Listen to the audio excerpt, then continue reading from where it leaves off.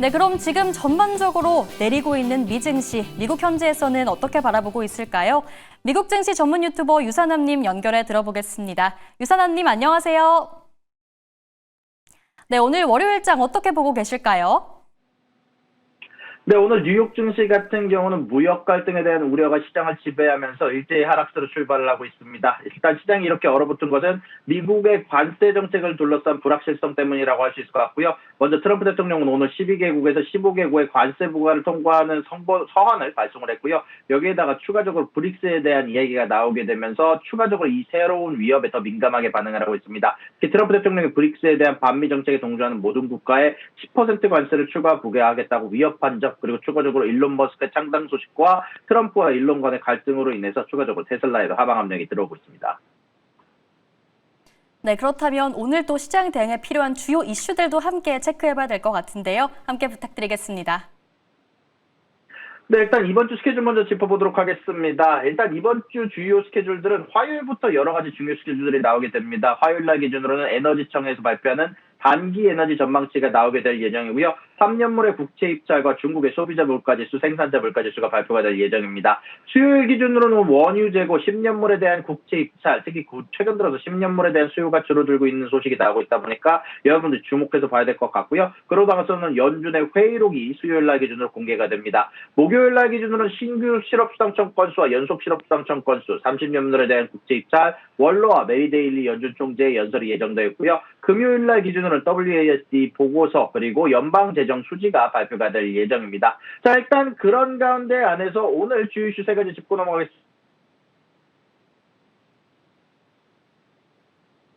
정당 창당을 선언하면서 금융시장에 커다란 충격을 전해주고 있다는 소식이 나오고 있는데요. 일론 머스크는 지난 6일 자신의 소셜미디어 X를 통해서 아메리칸 파티, 미국당을 창당 계획을 공식화했습니다. 일론 머스크가 내세운 최우선 공약은 바로 재정 적자 감축과 책임 있는 지출인데요. 또한 인공지능 AI와 로보틱 기술을 활용해 국방을 현대화하겠다는 구상도 밝혔습니다. 일론 머스크는 상원의석 2석에서 3석 정도, 그리고 하원의석 8석에서 10석 정도의 선거구에만 집중하겠다라고 밝혔는데요. 이 정도 의석만 확보해도 논란이 되는 법안 표결에서 캐스팅 보트 역할을 하면서 미국민의 진정한 의지를 반영할 수 있다는 계산입니다. 자, 일단 그런 가운데 안에서 많은 투자자들, 애널리스트들은 여기에 대해서 반대라는 모습들이 나오고 있는데요. 오랜 기간 테슬라의 지지자로 알려진 레드부시 증권의 데나이비스 분석가 같은 경우는 일론 머스크가 정치에 깊이 관여하는 것은 테슬라 투자자들이 원하는 방향과 정반대라고 얘기를 했고요. 많은 투자자들이 일론 머스크의 계속되는 정치적 행보에 지치고 있다라고 지적을 했습니다.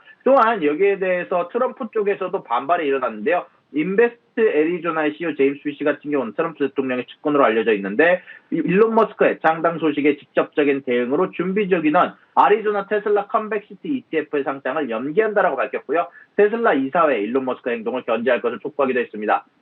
닥소마켓의 닐 윌슨 전략가 역시 투자자들은 트럼프 대통령의 분노가 일론 머스크 사업에 미칠 피해, 그리고 더 중요하게는 일론 머스크의 주의가 분산될 것을 우려하고 있다라고 분석을 하기도 했고요. 트럼프 쪽에서는 미국에서 제3당은 성공한 적이 없다며 일론 머스크는 탈선했고 완전히 망가진 열차 잔해가 됐다라고 하면서 맹비난을 하는 모습을 보여주기도 했습니다. 자, 그리고 그 다음 소식입니다. 도널드 트럼프 미국 대통령이 우크라이나에 대해서 군사 지원 기조의 변화를 예고를 했습니다. 러시아와의 정전 협상에 실망감을 표출한 직후 나온 움직임에서 그 배경에 관심이 쏠리고 있는데요. 일단 미국 매체 악시오스의 보도에 따르면 트럼프 대통령은 현지 시간으로 4일에 볼로디미르 젤렌스키 우크라이나 대통령과 전화통화에서 이 같은 의사를 전달했답니다. 현재 우크라이나에 방공 지원을 하고 싶다. 현재 보류된 부분이 있으면 직접 점검을 하겠고 패트리어트 미사일도 지원이 가능하다라는 점을 전반적으로 이야기를 했는데요. 또한 두 정상은 양국 당국자들이 만나 방공 시스템을 비롯한 무기 지원 문제를 구체적으로 논의하도록 하는데 합의를 했습니다.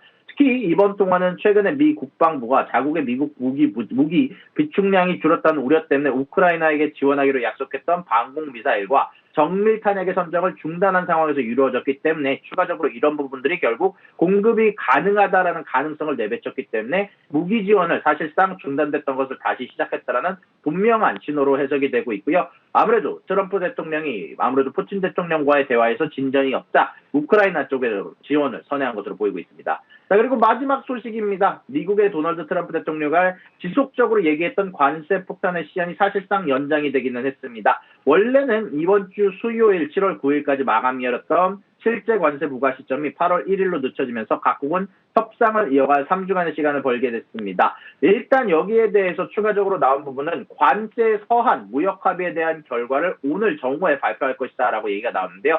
당초 행정부는 7월 9일까지 합의에 이르지 못하게 될 경우 국가에 대해서 고율의 상호 관세를 부과하겠다고 경고를 해왔는데요. 사실상 관세가 실제 발효되는 시점을 8월 1일로 제시하면서 협상의 여지를 남겨뒀습니다. 또한 유럽연합을 비롯한 주요 교역국들은 주말에도 워싱턴에서 막판 협상을 이어갔습니다. EU 측은 협상에 일부 진전이 있었다라고 밝혔고요. 이런 가운데 안에서 추가적으로 일본, 한국들도 지속적으로 협상을 지속하는 모습들이 보여주고 있습니다. 그런 가운데 안에서 아까 말씀드렸던 새로운 관세 위협 카드도 나왔는데요. 브라질, 러시아, 인도, 중국 등이 참여하는 브릭스에 대해서 반미 정책에 동조하는 모든 국가에 대해서 10% 추가 수입세를 물리겠다라고 경고한 것입니다. 이 정책에는 어떠한 예외도 없을 것이다라고 못 박으면서 브릭스의 정상회의를 겨냥해 지정학적 경쟁 삭대를 압박했다라는 소식이 전달이 되기도 했습니다.